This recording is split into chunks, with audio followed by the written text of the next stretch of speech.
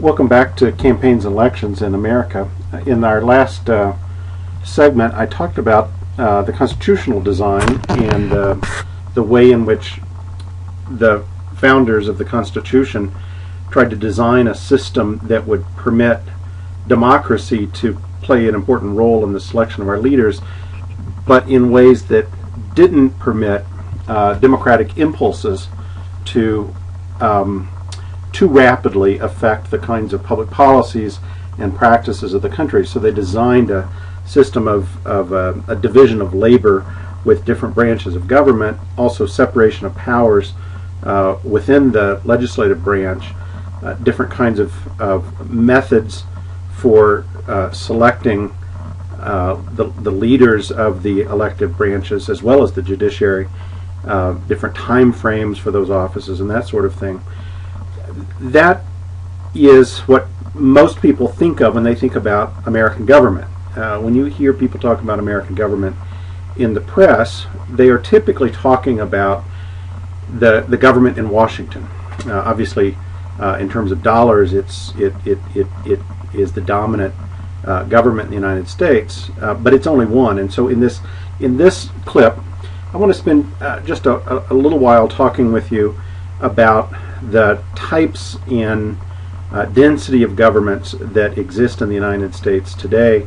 In the next clip after this, we'll talk about the way federalism in the United States has been thought about, and what we'll do with that is to use that as a stepping stone to talk about the types of electoral systems that are out there and that we live in and that we often aren't paying much attention to, but make up the kind of complexity of American government as it's practiced. And sometimes you'll hear me talk about American governance as opposed to American government as a way of trying to reflect this density. So let me just run through some kind of generic things with you about types of government, and we'll talk maybe a little bit about Colorado and a few other states in particular. I've mentioned the federal government. There are obviously 50 of the state governments. It was the original colonies, then states at the time the Constitution was being written, that adopted the Constitution. But those states already had state governments. They had a long history going back to the early colonial period of using legislative bodies at the state level for making policy decisions about the domestic activities within those colonies. They had governors, though they did not elect their governors. The governors were, in the colonial period, appointed by the king. But even in those colonies, then states, there already was a rich diversity of local governments that existed. In most of the states, there were counties, municipalities, and actually in some of them already what are called townships. You can see from this chart that you're looking at right now some number of these things. What are called general purpose governments include the federal government, the state governments, of which there are 50, the county governments, of which there are just over 3,000 across the United States. There are just under 20,000 municipal governments these days, and townships, although they're not townships in every state, and in fact Colorado is not one of the states that has townships, and those vary. But those governments, with the partial exception of some of the townships, are what are called general purpose governments, and that means that they carry out a whole array of policy functions. They have taxing powers. They can move into new policy areas. They can shift resources across policy areas and the like. In addition to those general purpose governments, there are two kinds of governments that are devised to carry out one or a small number of policy functions. One of those you're probably intimately familiar with is the school district. The school district has its own elected board. Those board members run for office. They may run for re-election different states devise different rules for how members of school boards get elected. In most states, the school board members are elected to nonpartisan offices. That means that party labels don't show up on the ballot in the general election when the school board members are selected. In a few states, the party label does show up on the ballot for school district elections, and in fact, in a handful of states, a small number, Pennsylvania and New York, for example, a person can run for school district on one party label and on another party label. So a person can be the candidate of the Democratic Party and simultaneously the candidate of the Republican Party, something that is kind of hard to imagine when it comes to say running for state legislative office or certainly the presidency. The idea that someone would run on more than one party label simultaneously. I'd like you to take a look at this chart for a moment and look at this last category down at the bottom, special districts. Special districts actually outnumber, they are the plurality of governments in America. And so what are these things? Most special districts have elected bodies. They tend to run about 3 elected officers to as many as 11 or 15 even elected officers that are responsible for the special districts. What are they? In Colorado, maybe, in fact, I'll let you guess for a few minutes, and then I'll come back to what it is. What is the most common kind of special district in Colorado? But in many places, special districts are used for parks and recreation. If you have an eco pass, as you probably do, that entitles you to free or reduced price rides on buses in the greater Denver area. The eco pass is a product of the RTD, the Regional Transportation District. That is a special district. Sometimes there are airport districts. Frequently there are sewer and water provision districts. There are open space districts in some places. The single most common, I believe, although I'm happy to be shown to be wrong on this, but I think in Colorado the most common special district are what are sometimes called ditch companies. So I'm giving this away now, but I invite any of you to do a little background research and correct me if I'm wrong, and let us all know.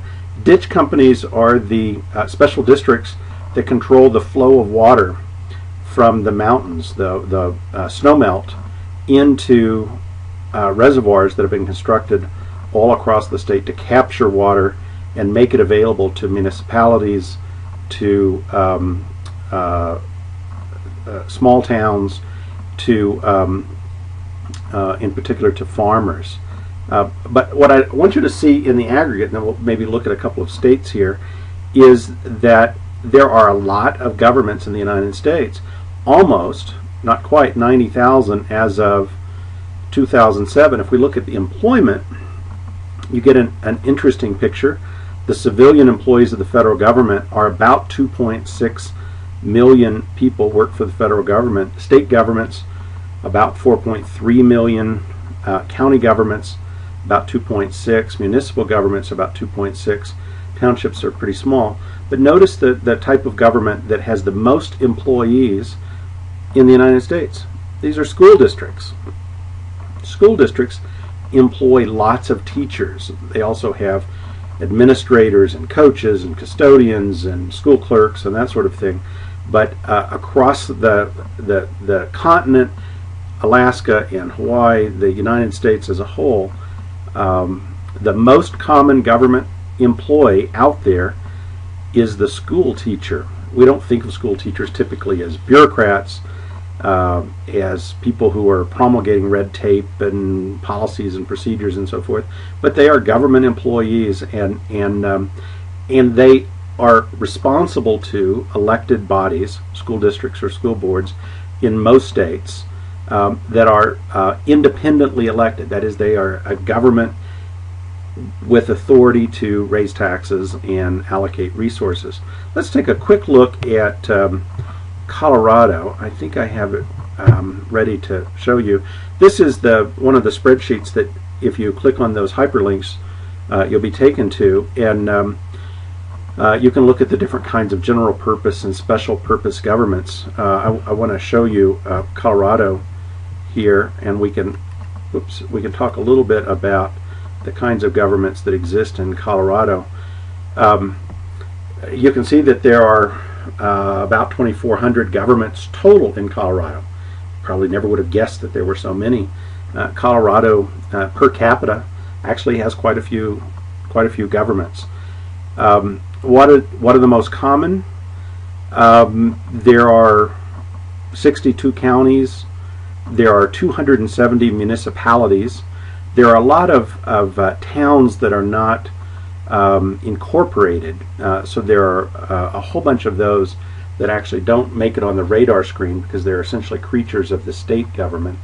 But there are also 180 school districts. So notice that there are almost 3 school districts for each county in the state in Colorado.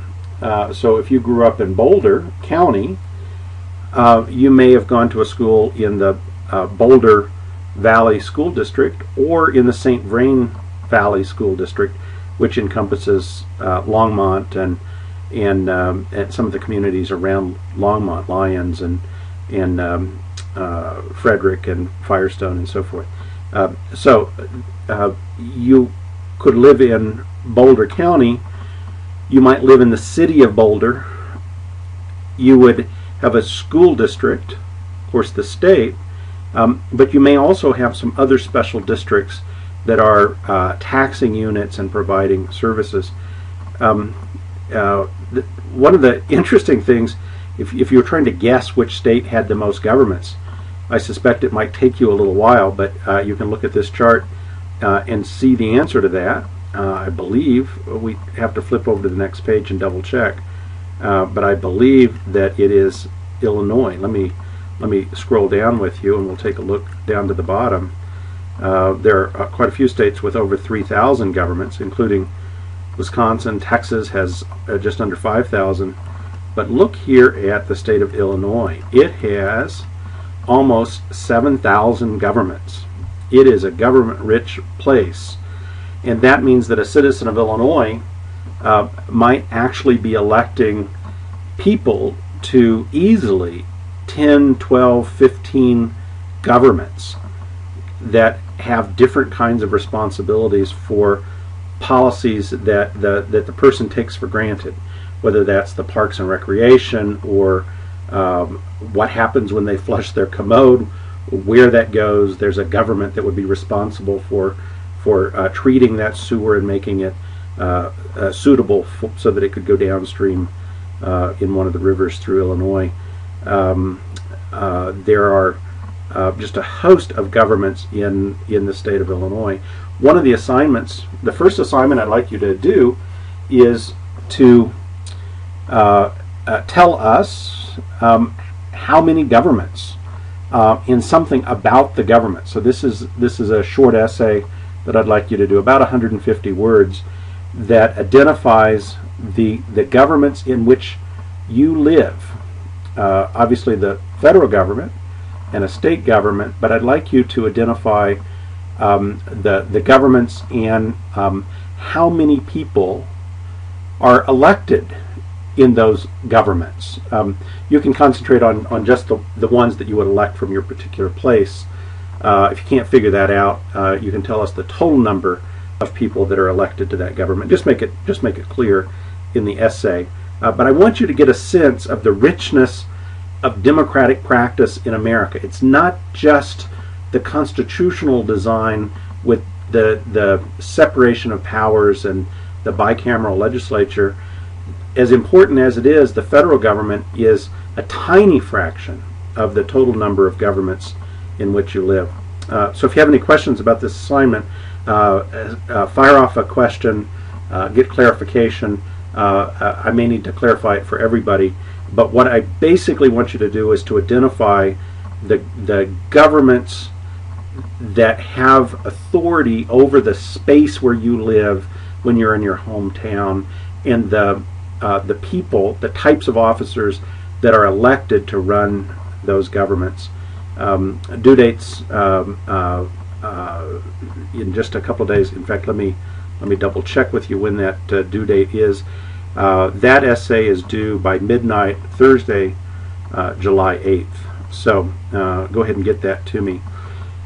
So what I'm going to do next in the next clip, I'm going to talk with you a little bit about federalism and different ways of thinking about federalism in the United States and also in other countries.